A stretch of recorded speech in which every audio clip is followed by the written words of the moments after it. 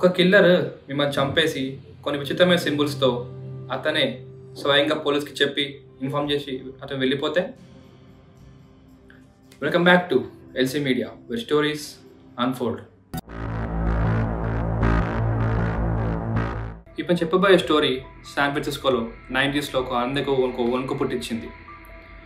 20 December 1968 Benny జేన్సన్ and David ఫరాడే ఇద్దరు కలిసి ఒక డేట్కి వెళ్ళారు. కానీ అదే వాళ్ళ ఆఖరి డేట్ అవ్వదు అనుకోలేరు. సో ఇద్దరు డేట్కి వెళ్ళాక అంటే ఒక గుర్తు తెలియని వ్యక్తి వచ్చేసి ఇద్దరిని చంపాడు. అది ఎలా అంటే డేవిడ్ని హెడ్లో కాల్చాడు.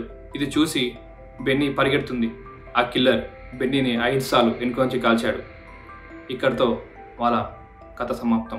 ఆ నెక్స్ట్ డే మార్నింగ్ ఒక మిస్టీరియస్ వ్యక్తి పోలీసులకు కాల్ చేసి ఇద్దరు చంపింది నేనే అని చెప్పేసి కాల్ కట్ చేశాడు.